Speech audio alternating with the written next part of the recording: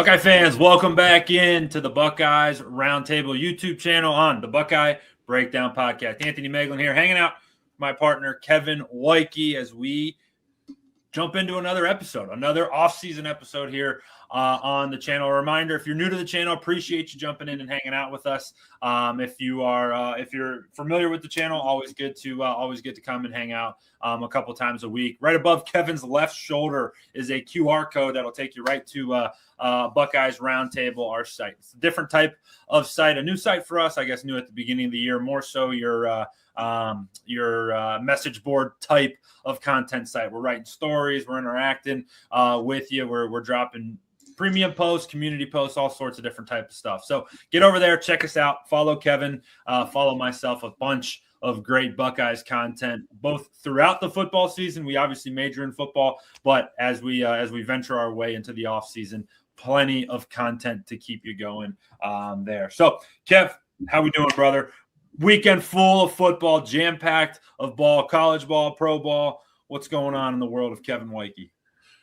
A lot of football. Had a party bus on Saturday. So supplementing football with there. Kicked a field goal in a football relay. It was like a competitive party bus. A lot of fun.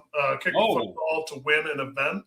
Not very much of a kicker, but it was emergency field goal action. Was able to secure the win.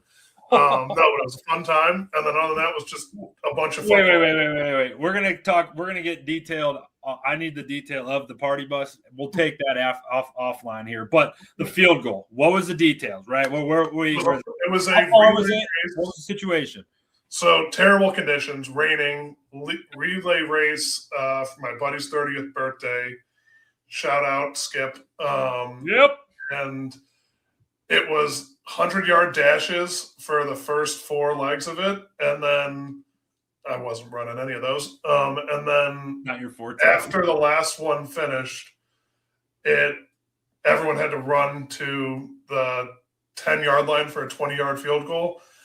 We were in last, so it was by the time we got to the end. But a one-step drop and then kicked it about 3 inches over the very middle of the goalpost and snuck it in before anybody else. So it was it was fun. It was a good event. It was a long day, and then made Sunday just sitting on the couch a lot easier because you want to do anything else. From the sounds of it, if I'm picking up what you're putting down, you had a pretty big headache on Sunday morning there. But you made the kick, and that's obviously a potentially a sore subject in Buckeye world. But you made yours, and you got the job done. That's awesome, man.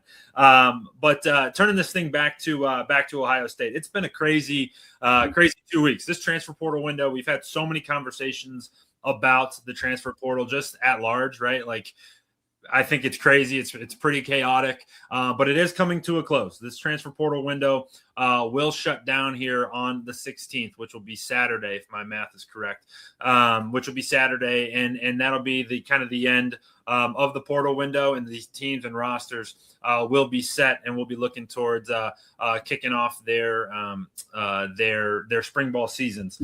But Kev, from a Buckeyes perspective, what are some things you like, dislike? They're trying to fight back a little bit here towards the end of it, but it feels to me like it's too little, too late. What say you on the Buckeyes transfer portal activities?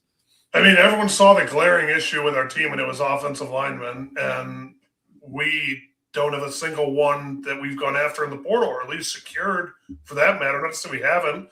I think that tackle Spate or Sprott or whatever from North, I think he jumped out of the portal because I saw him in here before, but I don't see him ranked in here anymore. Don't know about that. The best one available is a 6'7", 300-pound tackle from South Carolina. He's still trying to figure out where he's going to go, but I don't predict him coming to Ohio State. I mean, and I'm happy we're supplementing. We're replacing a lot of people on defense. We've obviously gone defensive heavy, going after John Walker from UCF, going after Earl Little. Those are the 2 4-stars. And then obviously Terry Moore from Duke coming off the injury. And, Christian Allegro. Good. Hey, we'll take that. We'll take that. There, as well. But I'm a little I get it, but I don't at the same time. That's it for me, man. It's like, all right, everybody watched, and we'll get to this in a little bit. Everybody watched Indiana put up 56 points the other night on Oregon, and it was like going through Swiss cheese. Our defense this year, a month ago, held that offense, that Indiana team, to 13 points. The defense is not the problem. The defense of Ohio State is not the issue, right? You've lost a couple guys. You're going to lose Caleb Downs. You got to replace that for sure. But man, the problem was the offense. The problem was very clearly the offense, specifically the offensive line, and you've done nothing to address it. And like, to me, man, like that's a major concern, especially with like you're gonna potentially be losing some guys. There's some smoke coming out that Austin Saravold may be coming back, is leaning towards coming back. Not official yet as of this recording, but that would certainly be nice. But still, like he was on the line that wasn't good enough against Indiana and wasn't good enough against Miami. And I can't help but sit here and think, like, shouldn't they just gone like all like were they not watching what we watched, like all in on the offensive line, get older there, get more experienced, and try to put a better unit together? I don't know. Maybe I'm like way off base on that, but that's at least would have been my approach. I don't know. Yeah, it almost seems like they feel confident in their depth and who they have coming up, but I mean, they're going to need to take a big leap in that room. I mean, it looked different. You watch some of these teams, it just looks different. You watch Miami, whose head coach is former offensive line coach. Who would have thought they're good at blocking at that point? Who would have thought he values offensive linemen? I mean, look at the Chargers yesterday. They're down their 2 tackles, and they're getting eaten alive. Like, offensive line drives football, defensive line as well. If you have a good defensive line that can absorb that offensive line, it's huge. Like, everyone says football's about the trenches. It really is. And I mean, I battle that in NCAA myself. I can't get any linemen to come to Florida State. But it's a problem in and of itself. Don't get me started on the rain games. But no, the other thing though, I'm wondering, are we going to transition one of these tight ends to tackle? Well, we got 2 tight ends. I don't even really think we need 2 tight ends. I think Rodgers is good. Is Claire going? Is he staying? It's unconfirmed. As of this recording, it's unconfirmed whether he's staying or going right now. So we don't know as we're recording this what he's doing. Okay. So and then we obviously got Justin Martin. That news just dropped. That dude, I don't understand that one. 6'6" quarterback, and he's a really good player. He's like a good player. And it's like, I don't know, like Julian, Tavian St. Clair, this guy, what's the goal here? And what are you telling us, Kevin? I think is what you may be getting at with this signing. Yeah. I mean, is there really a competition? Or is it you want someone that I don't know what this guy was thinking. Like I'm more confused with him because why sign here? Like Tavian St. Clair must not be as good as the public thinks he is, or is this kid from Ohio? I don't know anything about him. I just saw his name on here, and I'm like, I don't know what he's a redshirt senior. Like, he's just. I don't think he was getting much looks, but I think he would have gotten more looks at UCLA unless they're bringing in a quarterback. Well, there's certainly that part, and he is he's a two-time transfer. Maryland and UCLA have been his 2 prior schools, and he's highly touted. He's a highly touted guy. He's not from Ohio. He's from Inglewood, California. He's, as it stands right now, he joins Julian Sain and Tavian St. Clair in that room. And yes, he does fill a depth piece for the Buckeyes. But I don't know. I don't know. That wouldn't have been, unless he was really like infatuated with coming to Ohio State. If it were me in my shoes, I'd have found a place where I knew I was going to go start and try to put some good tape out there. But maybe there's some other motive he's got going on for him, Kev. Yeah, I'm confused by that one. I don't know where they're getting. I mean, Rocco. I'm just like, sorry, I'm looking through some of these. I just clicked into it to try and find what he's ranked on 247. He's not in the 4-star range, so I don't know. Oh, he's a 3-star. 3. He's a 3-star in 247, 4-star in 11 Warriors. I don't really know, but I mean, looking at all the other options. Your guess is as good as mine as why they're doing that. There's some great quarterbacks that have gone from lower tier to what is viewed as higher tier, whether that be Rocco Beck from Iowa State to Penn State, whether that be Byron Brown coming back for his final season, saw what he did at USF, going to go see what he can do at Auburn.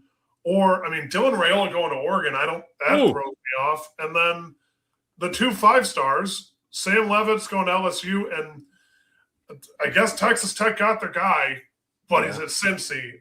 Again, to each their own. And then Drew Mestamaker is the last one I'll talk about, going to Oklahoma State. Again. That's the North Texas kid, right? Yeah. To each their own. I don't know why Ohio State went after a quarterback. We need linemen on both sides.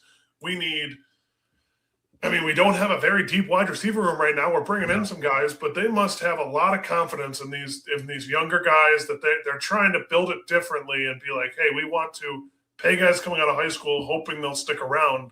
But this rent-a-cop world that we're living in now is working in college football. I don't know why you wouldn't lean into that, because kids will still come to Ohio State even if the money isn't all the way there out of high school. They don't know any better, but all the people in the transfer portal do. Yeah, it's a fascinating conversation. In the quarterback room specifically, there's a very clear supply and demand issue. There's 188 quarterbacks in the portal, and this was as of a couple days ago. So these numbers, have certainly or could have certainly changed. But there was 188 quarterbacks in the portal, and there's only 136 quarterback spots in the FBS, in the level of that they're trying to play at, where it's like, oh my gosh, like there's way too much of this bouncing around.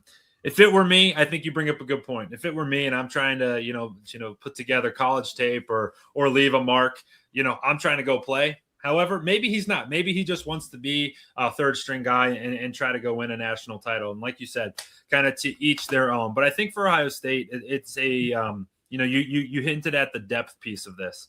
A lot of guys leaving the program. 28 as of the recording now. Get your sit down, make sure you're comfortable. I'll read the list off right now. Wide receiver Bryson Rogers, tight end Jelani Thurman, quarterback Lincoln Keenholtz, Bryce West from the defensive side of the football, CJ Hicks, Sam Dixon, Dominic Kirks, Logan George, Demarion Witten, James Peoples, Jackson Corville, Nick McLarty, Devontae Armstrong, Isaiah Kemma, Aaron Scott Jr., Mylan Graham, Taylor Shabola, who just signed with Kentucky, Justin Terry, Quincy Porter, Javon McFadden, Maxwell Roy, Keenan Nelson Jr., Eric Mensa, Jaquez Carter, Malik Hartford, Ty Howard, and Bogdan Miller. Thank you for 11 Warriors for that perfectly concise list of guys leaving. And they're spattered everywhere, right? It's wide receivers, it's offensive linemen, defensive linemen. Kevin, none of those names were guys who, we played with or that were key contributors to Ohio State last year. However, you lived it. We've seen it every single year. The Ohio State superpower is their ability to reload, right? We talk about it when spring game rolls around, how excited we are to be like, all right, who are the next stars that we're going to see? And we just lost a whole boatload of them, guys who they were going to rely on to be that next step. And those guys are gone. And that's the world we live in now. And it's, I guess it's just a different approach. It's a different era of college football. I mean, yeah, like I'm looking at it. Like Logan George came from Bowling Green, maybe Baldwin Wallace. I don't remember, one of the two. Logan George came from somewhere, and now he's on his way to Washington. Mm-hmm. That's the other thing is some of these people are coming to Ohio State just so that when they transfer again, they can say, "Hey, Ohio State wanted me at some point." Yeah. Like Nick McLarty, isn't that the Australian dude who was bomb? He's like 6'7". He's going to Arizona State. He's had his fill of regular. Now he's going down to the biggest party school in the country. Before he heads back to Australia, maybe, because unless he punts like a machine at Arizona State, he's not getting that work visa. Devontae Armstrong, don't know where his brother's going. Is his brother going to fight it out? Where's Devontae going? I mean, the ones that hurt me the most, Aaron Scott Jr. Yeah, I hate that because I think he was going to be a good receiver for us. CJ Hicks makes sense, but I thought it was his turn at defensive end. Maybe he doesn't think he has it. Who knows? Or he's just sick of being thrown around because he came in as a 5-star, 4 or 5-star, highly touted guy. Bryson Rogers going to USF, okay. Quincy Porter going to Notre Dame sucks because now Notre Dame has another receiver. Because it's the best part of Notre Dame. You don't got to worry about them passing the ball because either their quarterback can't throw or the receivers can't catch. Yeah. Quincy Porter is going to be a good fit there. Yeah. Malik Hartford is also rough because I thought we were going to have him back there with Caleb Downs leaving. I thought he was going to be the one, but with these safeties coming in, maybe he isn't. And I mean, we got younger guys. We have 2 5-stars coming in. The 2 highest rated safeties from the high school class also committed to Ohio State and are coming, either are there now or will show up there in the fall. Mm-hmm. And that's the other thing I'm wondering is, did some of these guys show enough in the bowl season to let Ohio State look at some other people and be like, you know what? We don't think you're worth this. If you want to go out and try and find your worth, go ahead. Yeah. We think we'd be fine supplementing you with someone else here. Yeah. Because that's how the real world goes. That's how the NFL goes. I mean, that's how it is. And without any restraints on NIL, we're going to see this every year. Mm-hmm. And you can go back and watch other tapes of how I think it can be fixed, other shows. I mean, I don't want to just keep beating the dead horse or repeating it. But I am shocked, though, because Devontae's going and his brother's staying. So maybe I'm surprised because they're twins. I'm surprised they're going anywhere. They basically picked up football in high school. Yeah. Jelani Thurman is a freak athlete, but, he never really played that much for us. Fine with him going to Carolina. Lincoln Keenholz, I think, is going to be a good player down in Louisville. Yeah. Excited for him, too. Like, that's the one where, that one makes sense. Like, and the ones that hurt, too, are the ones that went in conference. I mean, Bryce West going to Wisconsin. Yeah. Hold on. Bryce West, isn't that a DB? Yeah, Bryce West. You're thinking Isaiah West. Well, no, it says NB. I don't know what NB means. Nickel. Nickelback, yeah. That makes sense. And then him going to Wisconsin, James Peoples going to Penn State, and Maxwell Roy going to UCLA. It's like guys going inside division in the NFL. It's tough because you're probably going to see them again. Yeah, that was rough. There's no question about it, and the answers to this are I don't know how they solve it at large. It's hard. We're going to. I'll fix everything. I was going to say, put you in charge. We're going to theorize about it all year long, especially this week because it is crazy. And I do think Ohio State's changing their approach, right? They had a lot of money that they invested that was sitting on the bench last year because they were young guys who weren't ready to play. And now they're changing their approach to, hey, we're going to put the money on the field and let some of these depth guys walk because that's the way that it's going to be. In theory, I like that a lot. Now, I hope that it doesn't result in a year of growing pains where, hey, they're going to require depth or need depth or whatever it may be. There's a larger conversation to be had about some of this. I saw a post yesterday kind of talking about how, some of these guys, Moeglin Graham, Quincy Porter, for example, have no stats. And I was curious, Kevin, I wanted to bring this up. We've gone a little bit long here. It's the last thing I'll ask you. But I connected some dots here. Ohio State's pace that they play out, how it's so slow. And I looked back at some of our games. Penn State, you're up by 3 at halftime.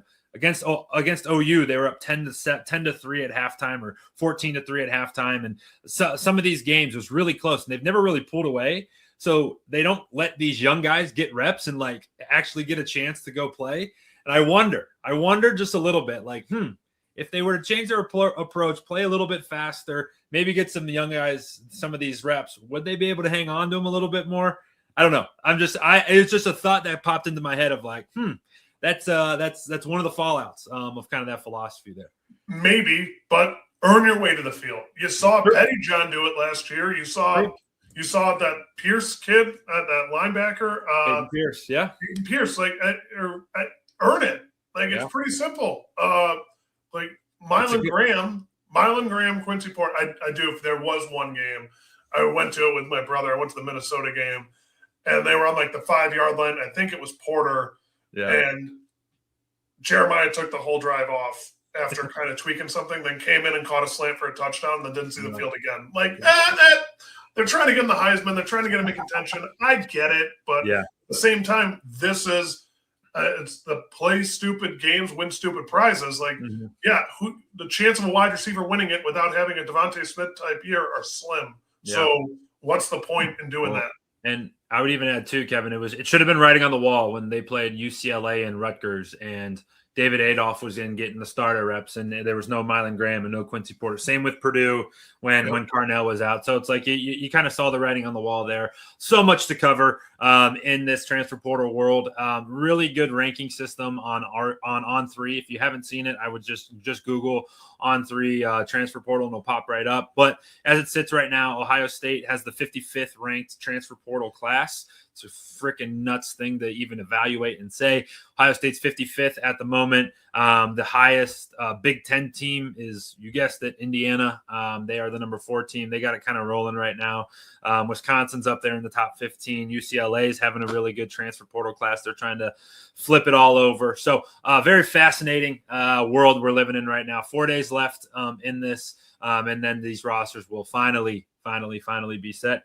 And I can turn my Twitter notifications off to not get this person's committed here anymore. All right, Kev, we got to talk football. We got to talk a little football. Game 1 of this college football semifinals was off the charts good. Game 2 was an absolute ass beating by Indiana over Oregon.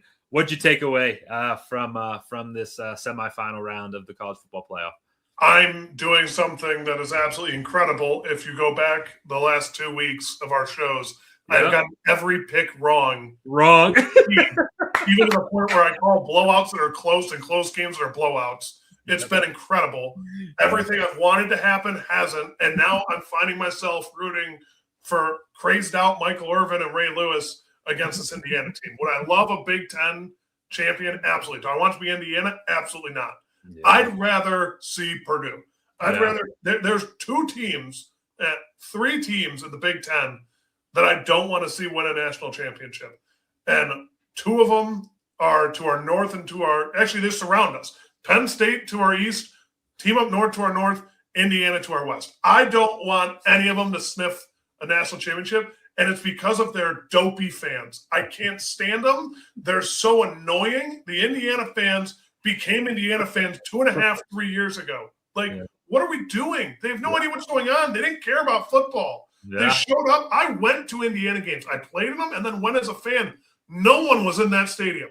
I don't know how Cignetti turned it around so quickly. Kudos to him. People are having speculation. They're a good football team. Yeah. I don't want to hear that anytime a team is good, you got to speculate that, they're hacking into the NASDAQ or some other nonsense. I know that's not right, but there's so many weird tweets out there that are just saying Indiana does this, Indiana does that. They're hacking into this, hacking into that. No, they're not. Maybe they're just good. Yeah. Their DBs are queuing on quarterbacks who are making the wrong read. Where that pick 6, where they're like, he jumped the route on the pick 6. He had inside leverage, and the wide receiver on the other side of the field was open. Yeah. And he threw a bad pass, and the DB who's seen a lot of football and has played a long time at JMU and then at Indiana jumped the route. You don't say that. That's why I'm like, I've had enough of it. Yeah. It's just the game against us, they didn't key in on any plays. They didn't key in on anything. They just beat us. Hand up, they beat us. We couldn't kick to save our lives, and that would have been a different game if we could have.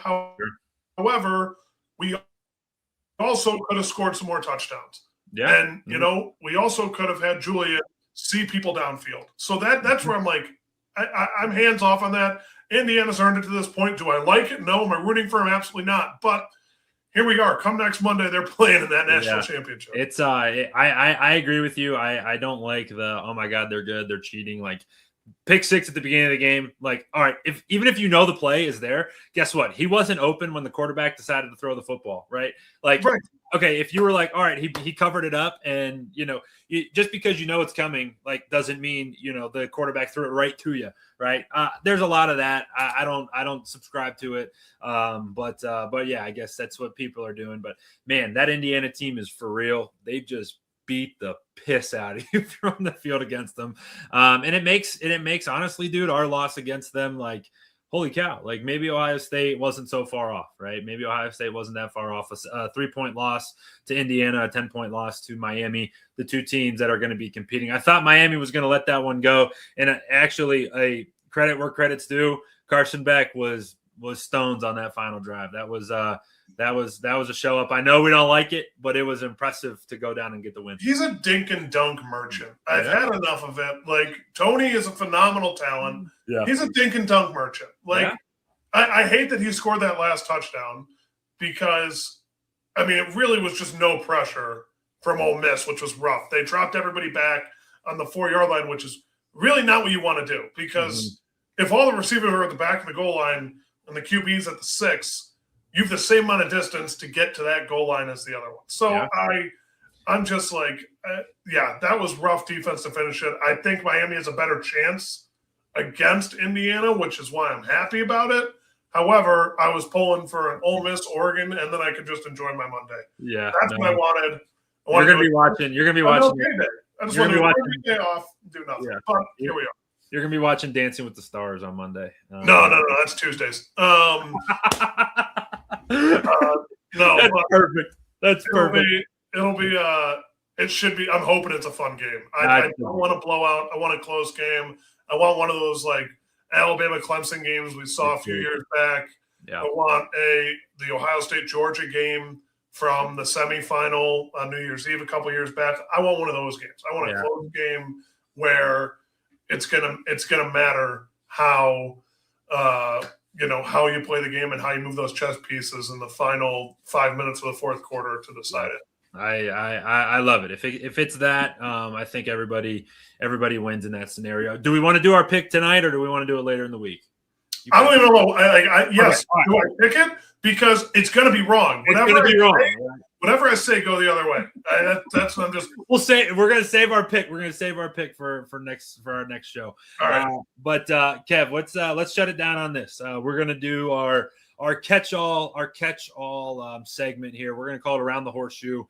What's going on in the world of Ohio State sports? What do you have your eye on? The men's team, 2 tough losses this past week. Women's team was battling last night. What did you have your eye on this week around Columbus?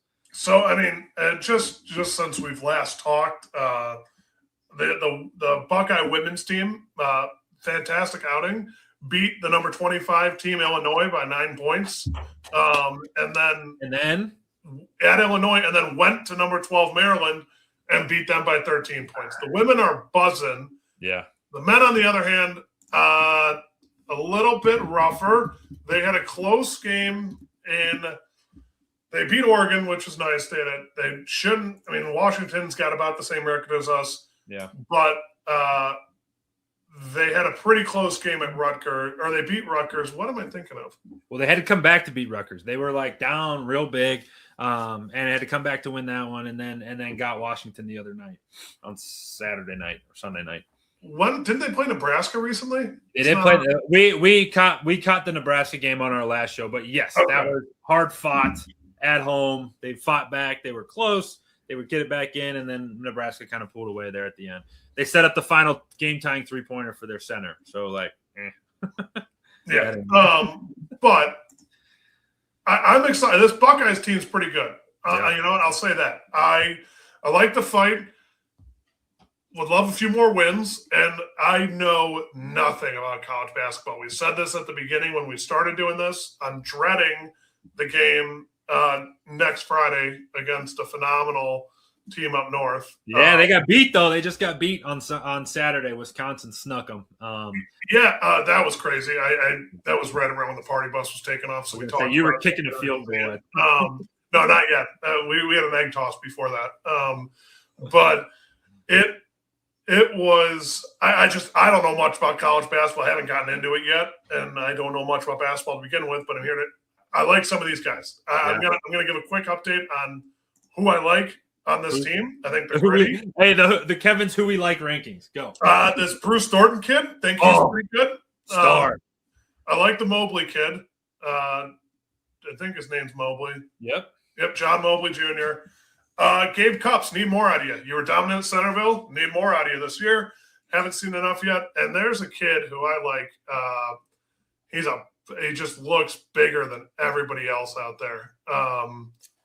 The Josh, okay, I'm going to butcher his name, Ohiwunu, Ohio State should recruit him for football. He's He's 6'10", 270. He looks like that kid from North Carolina State a few years back. Oh, yeah.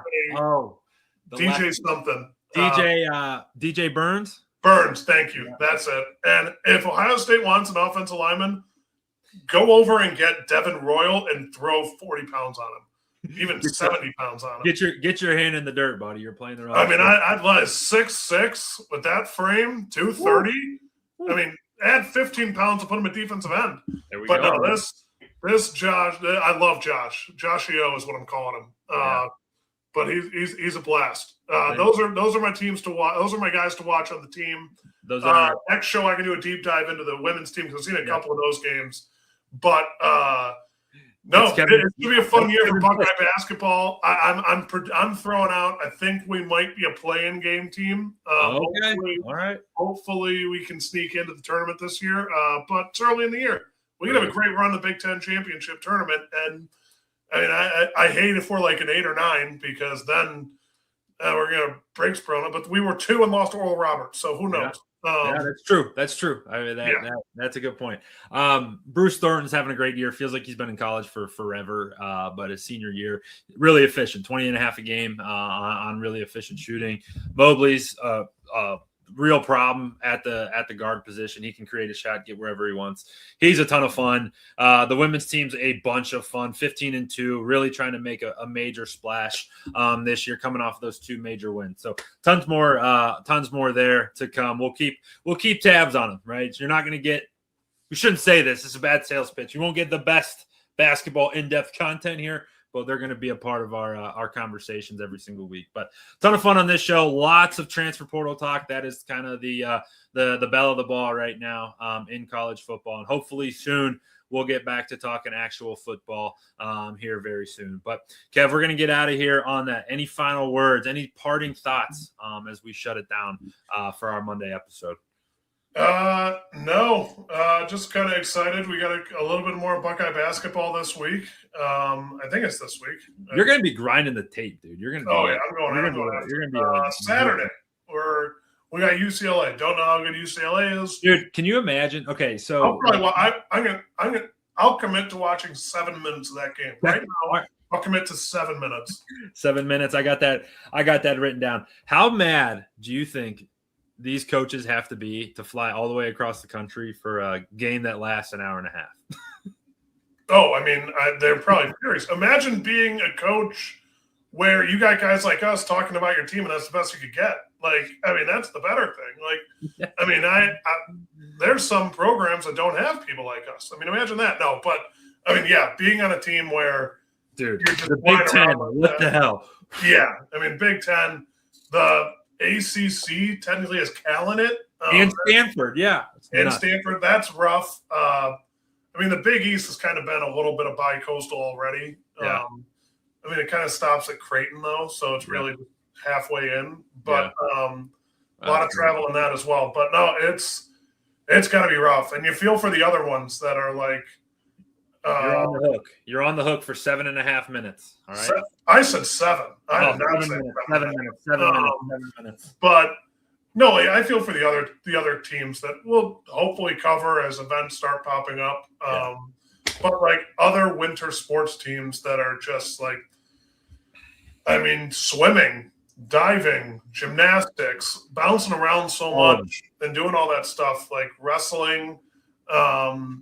Yeah, it's not easy. Like indoor track is picking up. Like there's some teams that are coming out to imagine running indoor track out at USC outside, and then you have to come to a meet in Columbus in a warehouse. Like that sounds terrible, but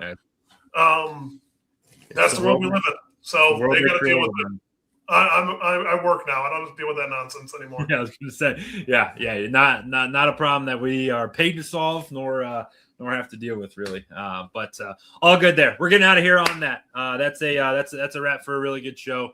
Hope you guys enjoyed. If you did, let us know. Drop a comment. Get over to either our site, Buckeye Roundtable. If you Google that, search it, hit that link below, or hit that QR code right above Kevin's shoulder there.